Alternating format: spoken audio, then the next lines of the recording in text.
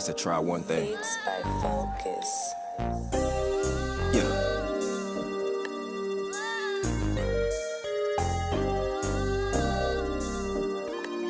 They're on beat. I guess she looking for them things.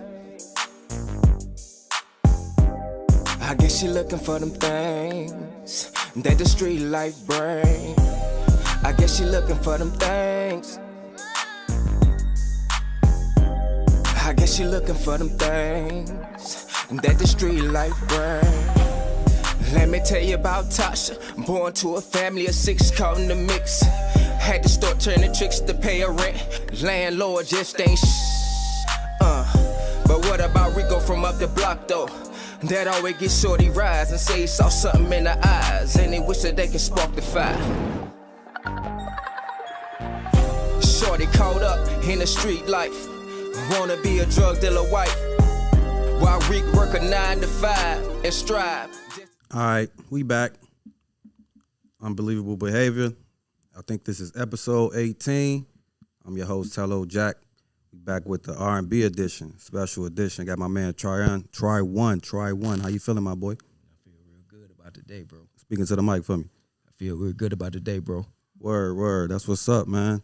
How you been, man? What's good? How your weekend been going? Man, weekend been great, man. You know, celebrated that little one. She turned 3, so Word. good weekend. Oh, you was on daddy duty. Man, daddy do it always. Always, man. That's what's good. Some real fathers on Unbelievable Behavior, man. That's what's up. So what's up, man? Tell the people about yourself, man. Man, let's see, man. I'm an up-and-coming artist.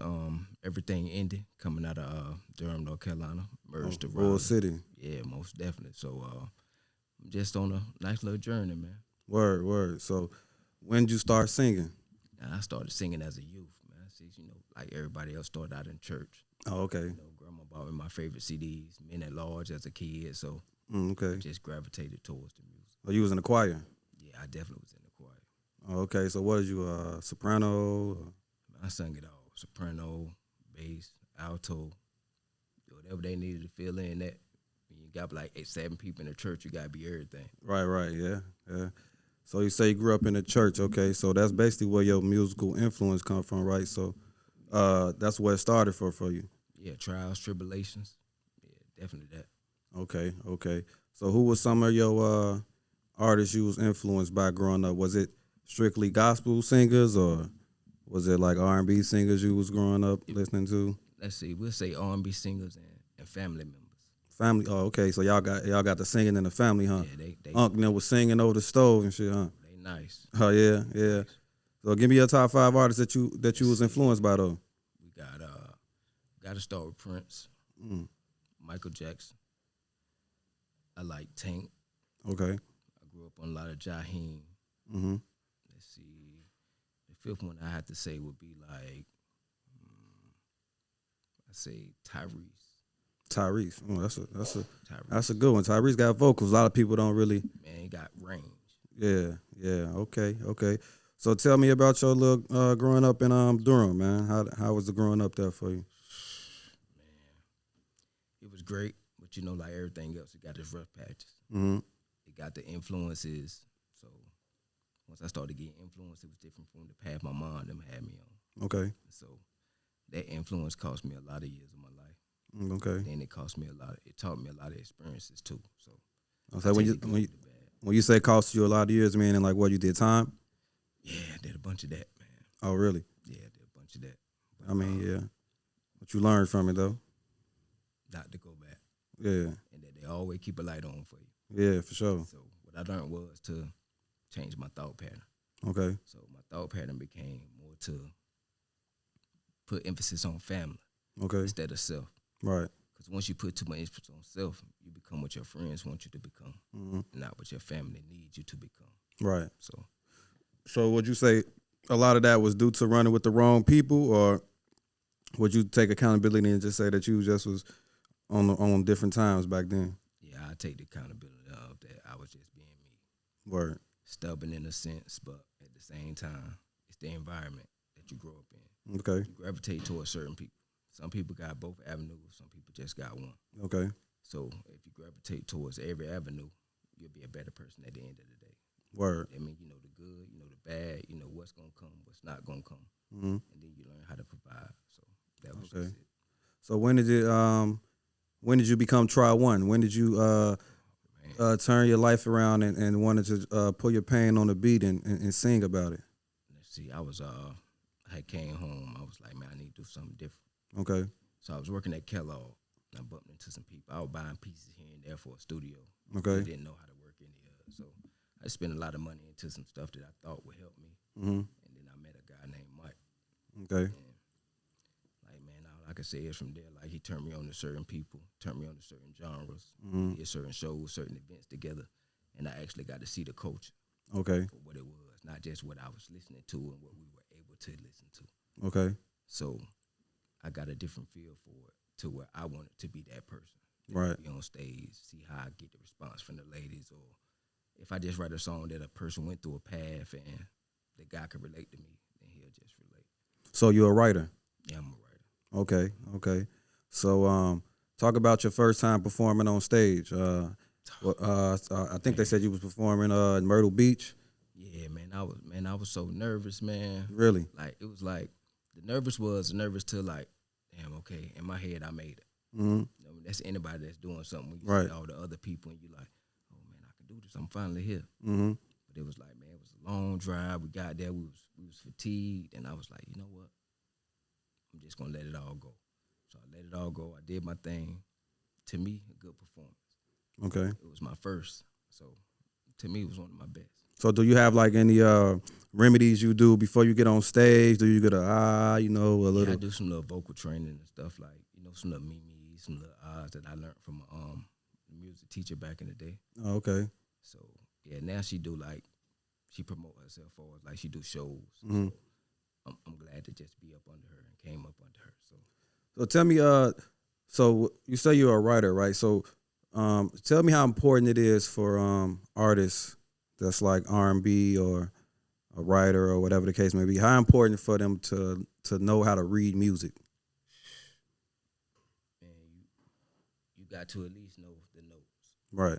You got to at least know that every good boy does fine. Mm-hmm. And face FACE. Right. It's the whole bracket. You give you note for note, space for space. Mm-hmm. So that way, if you know that, you know your TTs, your tatas, 4/4 timing, 3/2 timing, Mm-hmm. 1-on-1. So that way, you got to know that. If you don't know that, you can't write a song. I mean, because I feel like we in a generation now where we lost, where a lot of these artists don't really know music. So like, I was just interested to know like how many people should actually know how to read music notes. Like who actually remember the class that they took in school. You know what I mean? And you know what I'm saying. So you say as a writer, that's important. Yeah, it's important because like everybody should at least gravitate towards whatever timing you're going to be using. Mm-hmm. You can't write a song without timing. Right. You can't have a beat without the drums. Right. And that based back to the way we grew up as kids. Mm-hmm. That's just like a dancer, not to cut you off. They always 5, 6, 7, 8 before they start. So it's just the same thing with Same singing, thing, right? Going all the way back to Africa, it's the beat of the drum. Okay. It's always the beat of the drum. It's like your heart. Mm. Without your heart, you can't flow too much. Okay. That beat got to be steady. As long as that beat steady, you can write under it, you can write over it, Mm. you can write between it, but you can't never write without it. Mm. That's interesting. It's interesting. So let's take me back. You said your first time performing was Myrtle Beach, right? Oh, All right. So what was it like after that when you performed the next time after that? How was that feeling after that? Like, did you feel like you gained more experience? Did you feel like, all right, I'm ready now? You don't got them same butterflies that you had the first time? Or did you have those same butterflies the second time? Now, the second time, it was more like, as soon as the beat came on, Mm. I knew it was all me. Right. And whatever they see on that stage is me. So Okay. I learned to use the mirror Mm. or to find So you don't even see them. in the back of the crowd so that I don't see them at all. Right. Unless I find one person or two people in the audience that I can lock in on, Okay. and I do my show that. Right. So that's what I was going to ask you. So how is your stage frames? Do you involve the crowd? Are you on some more like, I know you say you grew up in a church, but are you on some more like sexy R&B shit? Is you taking your shirt off? I know you say you follow Tank, so Tank he taking his shirt off. definitely. He's Seratoing females and shit like that on stage. Are you bringing women on stage? Tell me how a Try One show coming. So the Try One shows we did so far were like the genre wasn't the genre we needed. So it might be a couple bad chicks. You know, you do it at the beginning of your show. Hey, can I get all the bad chicks to step forward? Okay. Might be a genre where it's like 20, 40 people in the building. Okay. So I'm looking for a way to be more or find the right genre. Mm-hmm. So that way when I call them to come forward, I can give them all of me. Okay. So it's been a rocky road trying to find that genre Mm-hmm. or just the shows that it's just R&B Right. and not like, you know how you got the hip hop, then you got the R&B, then you got the mix. Right. I just want the R&B. So do you ever go to some of those like shows where they be having like karaoke and it be like R&B only type vibes? Yeah. We love the karaoke, man. Like karaoke, that's where you can actually practice skills up to par and Well, it's like see the reaction you get. like a comedian going to a comedy club, right? Smaller, Comedy club. right. You gotta start somewhere. Right. So, like without those, like people that say, "Oh, I don't do karaoke," or "I wouldn't go do this," like sometimes you gotta do it for fun for yourself. Mm-hmm. That way, you know if what you're doing is in vain. Right. What you're doing, people can actually gravitate towards. Right. Other than that, it's just frivolous work. Okay. So I heard that you said you were celebrating your baby girl's birthday. So tell me, are you single? Or are you in a relationship? Oh man, it's kind of rocky right now, but for now, yeah, we single. Okay. One is single, and you know, like Because I was gonna ask, how does that correlate to the music when you like in a relationship, right? Say you want to get to some real sexy shit, like you know, how does the woman handle that? Well, it's something the artist for. It's like the range that you could go Mm-hmm. because you don't want her to feel a certain way, or you don't want her to take something wrong that you said, Right. and she'd be like, "Oh, was that about me or was that about somebody else?" Mm-hmm. You'd be like, "Well, it's just about women in general. Right. They don't know how to take that." True. So, as an R&B artist, it's best for that artist to have a significant other that understand him Mm-hmm. fully. Right. Or he just need to be alone and just be one that's gonna play the field and get in where he fit in. Right. So if you was so you say you're single now, so you can write whatever the hell you want. You ain't got to worry about that. So you think that Yeah. the music that you write should it be more like authentic to what you're going through on a daily life, like I prefer, or can it be like for you could be writing about somebody else like Usher when he sung about on Confessions, that was about JD. That was, and everybody thought it was about him and Chili, but it was about JD. So like, do you think it's important for artists to have that like authentic story about their life on the songs, or do you think it can be like how Usher did with the Confessions? See, Like it was out of somebody else's perspective. I think it's better for the artist to just speak about the artist. Okay. Because like unless you letting everybody know, like far as your fans, like, yo, this not me, this just a scenario that somebody else went through. Okay. And I just want to give y'all the visual. But for artists, But didn't that work though? I would think that would work, right? So I mean, as we was growing up, I didn't learn this until I got older. As we was growing up, we already seen we didn't have social media as we do now, where we see everybody's everyday life. But we saw Chili and Usher. You know what I mean? And we heard about the behind the scenes stuff. We never actually got to see shit for what it was. Yep. But him coming out with those songs, it insinuated that was what him and what Chili was going through. But it wasn't. It was really what Janet Jackson and JD was going through. but at the same time, And it worked. Like that shit was fire. it worked for him because that's what sold at the time. True. And even though he was going through what he was going through with Chilla, Okay. other chicks, like it was just Usher in a nutshell, for real. Like he could relate to it, Right. so he could sing about it. He could put all his emotions into it because he'd been through it. Right. Now, Right. it's hard to sing about something or write about something that you've never been through. True. Now, if you've been through it, man, you can sugarcoat it. You can put chocolate on top of it. Like it's just like baking a cake. Right. You can make it what you want to make. True. So all right. So tell me. So say we in a studio session, right? And we got I'm just gonna give you 3 examples for a lack of bad examples, but I think these are 3 great examples of songwriters in R&B. I give you Babyface, I give you Jonte Austin, and I give you Neo, right? So you have these 3 amazing songwriters, right? And they write, each one of them write this hit for you, but it's speaking from their perspective. Is it hard for you to deliver that, or do you think that, you know what I'm saying, you can range in anything? Not really, because like you say, you can range with anything. But like the gift of a ghostwriter is they ghostwrite for people that they think or they like their voice. Mm-hmm. Be like, okay, I can hear such and such singing this. I can hear such and such doing this. They already producing your voice in their head. They singing it from your perspective already. Yeah. So now when they give it to you, it's just like what they got now called AI.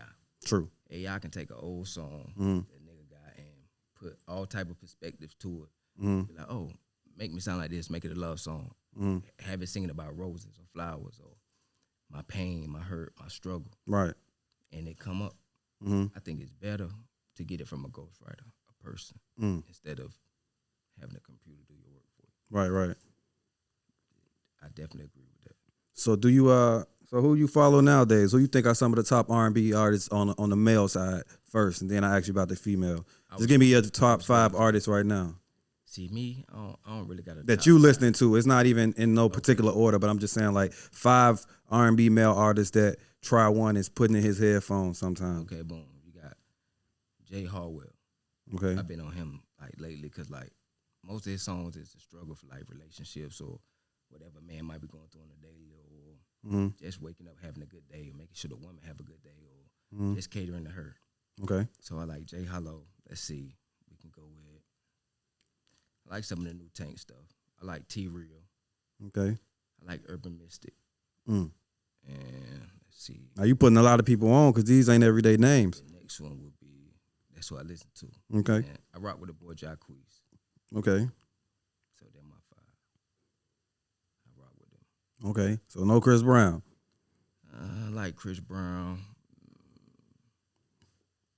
Love Chris Brown, but in my top 5, nah, he's not in my top 5. Okay. So who would you say, as far as those are your personal favorites, but who would you say like the top 5 male artists over your lifetime since you've been alive that have had the biggest impact on R&B?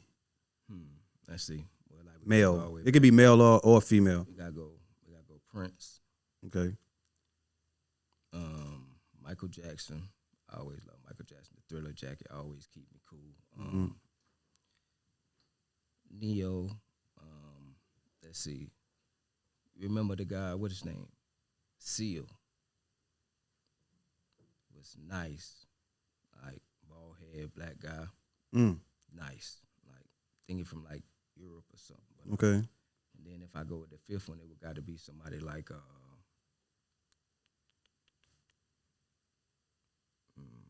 I'm gonna go Jaheim. Okay. Because that's what I was on for a long time. All right. So no Kales in there. I like Kales. Used to love Kales, but it wasn't my everyday Mm-hmm. listen to. Like it was always on the radio, so I didn't bother to buy CDs or. What about groups though? Oh man, you got Jagged Edge. Who else? Most of them out of Atlanta. So you got Jagged Edge, Men at Large. Okay. One of my best. That was the first tape my grandma bought. Mm. Men at Large tape. It's a song called So Alone. Mm. And every time I think of her, my mom, or anybody I lost, I play that song. Okay. So Alone. So them would be my favorite groups. Got the Temptations, 5 Heartbeats. I'm old school. Oh yeah, I'm finna say you old school. So No it's like Boys it's to a- Men. it's a- No. Yeah. No yeah, new so it's- edition. It's like it's the people that they look up to Right. that I look up to. Okay. I feel what you're So saying. even though they are some of my favorite groups, Okay. it's just the people before them because those are the samples that Right. they sampled to get where they got to. So I see you put Prince first, but every time you spoke, you said Prince. So Prince has got to be your ultimate favorite I artist. wanted to be a sex symbol all my life. Oh, you seen when it was raining purple at the Super Bowl? Man, it was raining. Bad singing Purple Rain, rain coming down, man. That shit was legendary. No question. I think that was the Bears playing too. Shout out to the Bears, man. I think that was the Bears and the Colts. And I even bought guitars, man. Shout out to my cousin Maurice Morgan, man. One of the best lead guitar players. Mm. Gospel wise, can play anything. But when it come down to fret and being smooth, Mm. that's who I always idolized as a kid. Like I always wanted to be him Right. in a nutshell. Mm. Well, you was gonna be walking around with your ass cheeks out. No. Maurice Morgan. Not I was finna Prince. say that's unbelievable behavior right Nah, there. nah, All right, nah, now nah, be nah, careful nah, now. nah, we ain't gonna do that. Nah, I'm fucking with you. So Prince, man, yeah, Prince was dope, man. he was a real artist. You know what I'm saying? Like, 24 hours a day. yeah. His drummer, like Sheila E., her and my auntie kind of grew up together. So Okay. it's like auntie favored the drums, certain instruments. So we favorite drums, certain instruments. Like just the family, just all in a nutshell, man. Everybody do something. Right. Everybody. All right. So did you ever? So what women R&B did you grow up on? Did you listen to let's any see. women growing up? Any Whitney Houston? Most definitely. Tony Whitney. Braxton? Tony, yep, Dog Child, yeah. Me, man, was more like Patti LaBelle. Oh, Um, Gladys Knight. yeah, Gladys Knight, Midnight Train to Georgia. Okay. All that, man. You got what's her name? It was grandma's favorite, man. She played her every day. Can't think of her name right now, man. But like when it comes to old school, that's all we had in the home. Plus, like in Wilson County, you grew up with liquor houses, so it's a jukebox playing 24/7. Right. Day quarter, everything running. So Yeah. So like my mom is very old school, right? So I grew up on shit like Bobby Womack, Sam Yeah. Cooke, Johnny Taylor. oh yeah, You know what I'm Johnny saying? Taylor, Shit like Sam that. Cooke. Like that's what my mom was Yeah. playing around Oh yeah, around the crib. man. I used to try to play that Sam Cooke song on the radio as a kid in school. I Right. had acoustic guitar. I used to always pick it up, man, and just try to play the song. I get to singing it. Can't play the guitar worth nothing. Back Damn, then. never learned it. Like, yeah, I learned now. Oh, you learned now, okay. Yeah, so it was like, man, that was just everything I wanted to do. Okay. Man, it's, want a better life. Right. From a kid to an adult. It's different from what I seen every day. All right. So tell me, what you working on now? What kind of music are you working on now? Man, I'm catering towards the ladies. So I got this song called, well, we did Love Feel. Then we did what they call A Little Bit of Me. Okay. The song A Little Bit of Me is just what I want a lady to feel about me. So that's why I called it A Little Bit of Me. Okay. So tell me how do you record when you in the studio? Do you do a lot of punching in? Do you just need to hear the beat and you just sing your verse right through, or how do you record? See, like what I do is I got what I call a private studio at home. So Okay. Man cave for real. So I go in there. What I do is I play the beat. I take my phone, I set it up, and I record stuff like off of the mental before I write it down. Just me sitting there freestyling or whatever. So once I come up with something I like, I make that the key, and then I record it, and then I'll find somebody, whichever studio I go to, whether it's like Queez, J Manifest, or anybody local. I'll go and put it down and record it just the way I did it at home. But it'll be different because then I get to do the punch ins and the punch outs. Right. Oh, okay. So you saying basically you work on it at the crib, you know what I'm saying? Then before you go lay it down, you're already in mode. Yeah, I know what I need. Yeah. I know what I hear, and whatever they hear, if they hear something that they be like, hey, change this a little bit, I'm open to the suggestion. So tell me, is it a difference between recording while you sitting down or standing up? When you standing up, does your voice sound better? Or because I be seeing a lot of artists in the studio sitting down and shit, and I be hearing a lot of old school people saying that they not getting they full. You get a better octave or a better sound if you're standing up than sitting down. Right. Sitting down is just like talking. Right. You got like all your body parts, your lungs, stuff is like compressed. Okay. But when you're standing up, everything is expanded. Mm-hmm. You get a further range, and you can take it where you want to take it. As far as like sitting down, you're in a calmer state. Mm-hmm. You can show off a little bit, but standing up is really where you get it in. Oh, okay. Because I be seeing a lot of people doing that in the studio. I be like, damn, I never used to see a lot of artists sitting down. You know what I mean? I used to see a lot of them in the booth, standing up, getting it in. But a lot of these artists been sitting down and shit, sitting right there with the engineer. I call that lazy work. Oh, I was just going to ask you, do you consider that laziness, or is it just like a newer generation thing? You're going to sit beside them. What's the use of the booth? Right. Why even have the booth if you're going to sit beside them? Yeah. Why pay your money to sit beside somebody to record something when you're supposed to record it in the booth? Right, because you already supposed to be able to trust them to do that part of You it, want right? your full potential, and you want to get whatever you paid for. Right. Wherever you go perform or wherever you record at. So you definitely want to do it in that booth. Mm-hmm.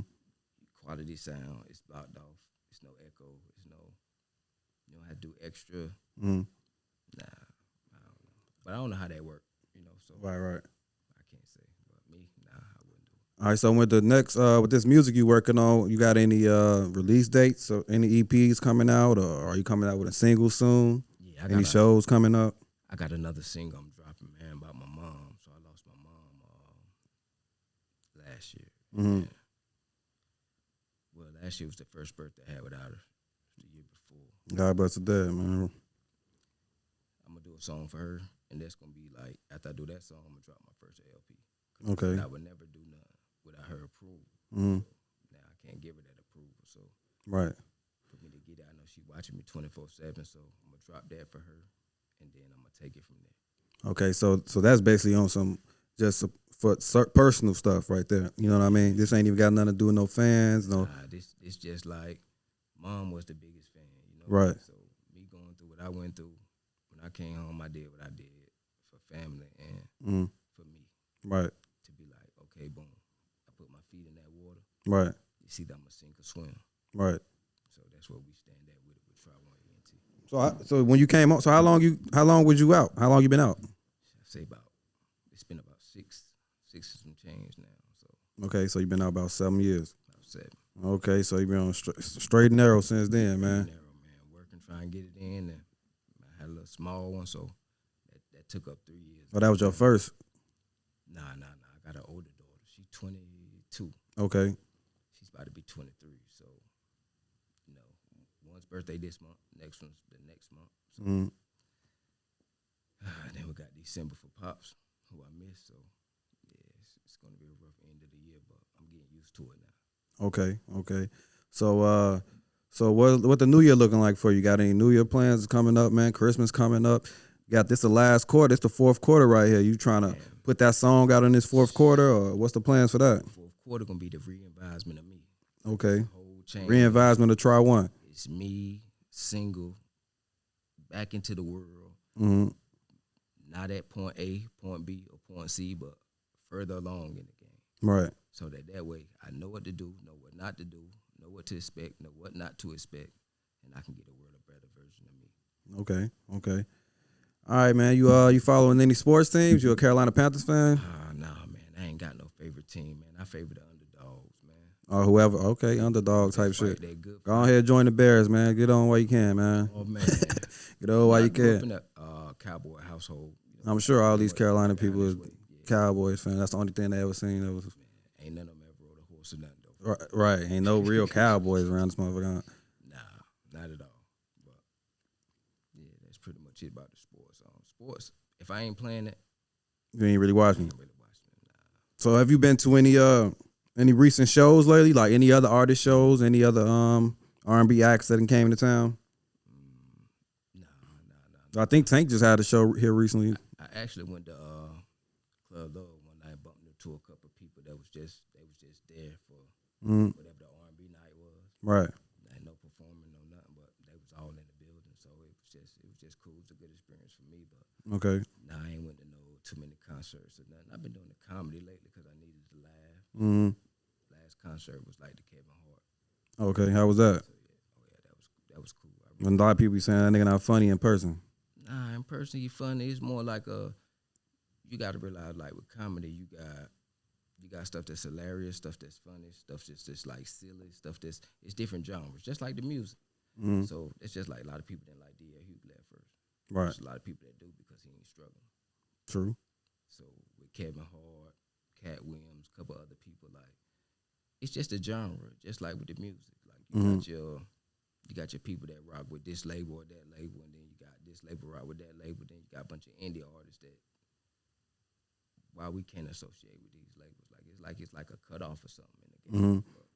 So what audience would you say that Try One is trying to reach right now? In 2025, where are we going with Try One? What are the audiences are you trying to reach? Are you trying to reach a younger audience? Are you still trying to tap in with the OGs? A lot of soulful. Like I know you say you grew up in the church. Are you coming out with some gospel type? Like, you know, what audience are you trying to reach?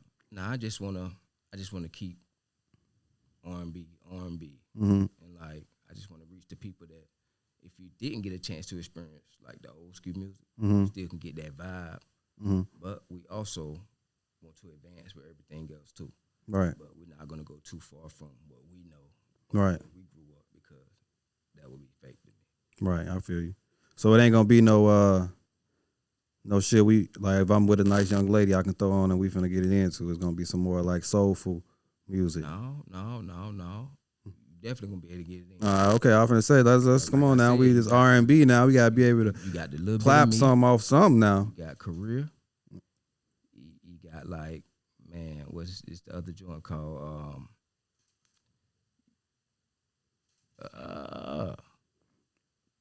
I'm just saying. So if I can throw that try one on, if I got a nice little vibe coming through, Yeah. and this is late night, we riding down the highway, Lakeshore Drive or something, I can throw that try one on. She gonna get in the mood. All right, now, all right, I'm gonna hold that to you. I'm gonna hold it. Love feel gonna get you. I stand behind that one. Love feel. All right, y'all hear that, people? Love feel. Whole lot of love in the field. Okay, now talk that talk. Man, that's how I go. All right, that's Love what's in the up. field, man. But when it comes to R&B, man, I just like the ladies to feel like they're appreciated by us. Even Right. though we don't get appreciated too much, or they let us know how they feel, I still want them to understand how we feel about them, because that's the only thing a man was ever attached to in life. Is a Right. woman. So, all right, moving forward, you say you grew up in the church. Everybody in your family can sing. Yeah, everybody. So I ain't hear you say nothing about Luther Vandross. You ain't fuck with Lil Luther. Which Luther you Man. fuck with, Lil Luther or Big Luther? Both. both. You gotta say both on that one, man. But Luther got a genre that's like it's but like the Dance with My Father song, like I ain't really grow up with that guy too much, but I like that song because it made me think like, what if Okay. I did go through this with my pops? Or I've been seeing a lot of cause I be watching a few podcasts and so they were saying that rest in peace to my man's Luther, but they were saying that song shouldn't be a thing. Like no man wants to dance with his father.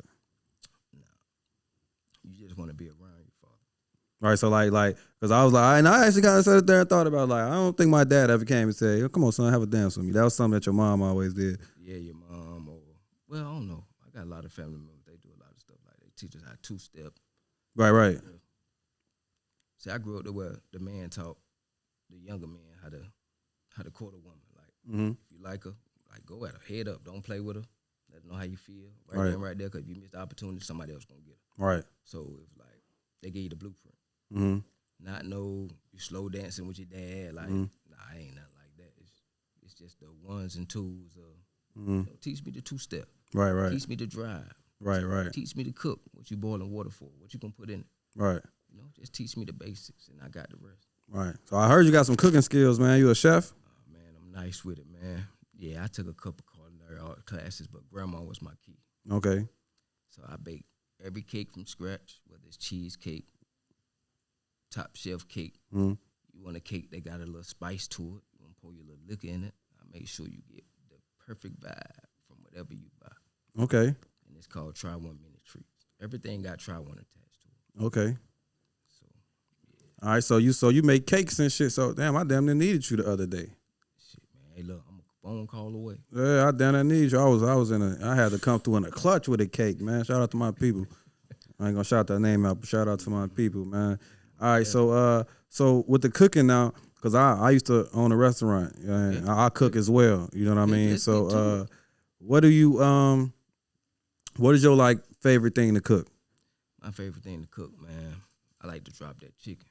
Okay. Bunch of So different cause I got the best wings in the city. Whatever city I'm in, I got the best wings in whatever city. You can call whoever, you can quote me on that. And whatever city I'm in, I got the best wings in the best city. wings? No cappuccino.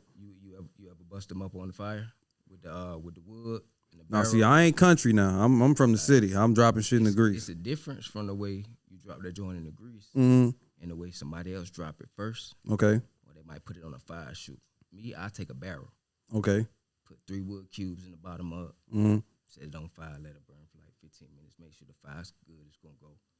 Shoot straight up through the chute, and I throw them wings on that. I put them in the sauce and I toss them around. Okay. And once I toss them around in that sauce, throw them on there, get them right, then you glaze them, toss them right back on there, and let them sit. Yeah, I'm gonna have to come fuck with you, man. You got Throw them joints that's in some country shit. See, I don't all that fire and all that. I just regular stove. I'm gonna go crazy on the regular stove. And outside, You know what I'm when it saying? be cold like this, Mm-hmm. it's always a barrel burner. See, I know some of my OGs, some of my old heads, man, because you know I'm from Chicago, so a lot of snow and all that. Man, they be out there in the snow with the grill doing all type of shit, man. That's the best Deep part. frying turkeys, all type of That's stuff, it. man. That's it, man. It's the So you flavor. going crazy this Thanksgiving? Yeah, ain't no question. Everything's given. I try to go ham. Oh, okay. So the family coming to try one for everything, man. We got to go to Unc for the cakes. Man, come see me. Okay. That's what's up, man. All right, before we get up out of here, man, I want you to let your people know your socials, where they can find Try One treats at, where they can find the music Most definitely. and everything Try One, man. Let the people know. I bet you can catch me on Instagram at Mr. Try 101. You can catch me on Facebook at Try One the Artist. And you can get all your cakes through either one of those genres, the music, everything. And the music is streaming on all platforms. Like I said, I'm your man, Try One. Right now, right here, Unnatural Behavior with my peoples. Shout out to them. Big shout out to them. Yeah, that's unbelievable behavior, man. This is episode 18, man. Episode 18. Make sure you like, subscribe, share this thing. We got the Patreon coming. We got more interviews coming, more roundtables coming. Shout out to my homie Welsh to God. And we out.